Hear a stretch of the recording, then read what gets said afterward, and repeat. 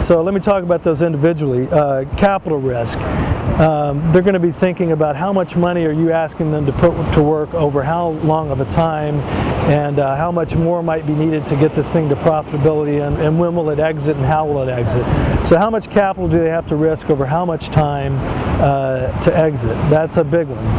The other one is, let's move to team. So what's the team risk?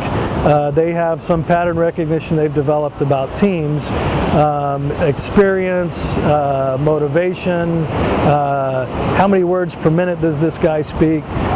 So the team risk, you know, it changes over time. And back in the bubble, you know, they were funding almost any team. When things get tighter, then team matters a whole lot. They only will fund experienced folks with a track record of success in this space.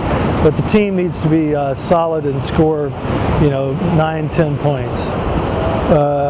Technology or product. Maybe your product is a service and not really a technology product, but what is the technical risk? Maybe the technical risk is zero, but maybe it's really high. If it's a high-tech deal and there's lots of invention and you got to solve cold fusion or some other problem, they're going to assign a risk to that, and some are more comfortable with more risk in that area than others, but know your VC and explain that risk well. And then market risk. You know, does the world really need your product? How well can you prove that? Do you have customer orders or customer memorandums of will your customers pick up the phone and say, yes, if you build this thing, I will buy it? So they're going to assign a risk to the market piece of it and make their own judgment about that based on their pattern recognition of similar things in the past. Find metaphors of similar businesses that have been successful and use those to explain your business and why it's going to be successful. And then, you know, do your own evaluation of this, these 4 bar charts, and assign the risk. And if you don't think you're going to come off at a score of 36 or 37, don't go talk to them until you've got it to that point. But do your own evaluation before you go in. There's no reason to pitch VCs unless you think you can already get the answer yes with some work. And then the other, I'm in the process of starting another company at the moment.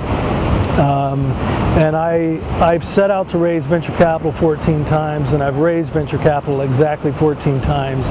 But that's a bit of a trick because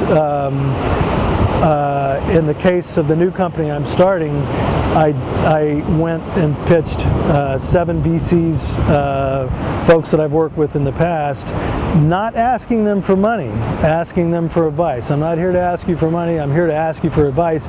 Is this thing fundable? And I get good feedback, and this is the kind of questions I get, and I form pattern recognition about what they understand quickly and what they don't about my business, and I hone my presentation.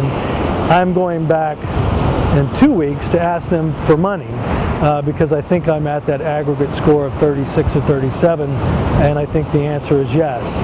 So do trial and error. Go ask for advice, not just from VCs, but from advisors and people you respect, and don't go ask for money until you get to that point. And don't ask for VC money unless you absolutely have to have it, because it also comes with a lot of strings attached. That's a subject for a different segment on a different day. And that's my thoughts on raising venture capital.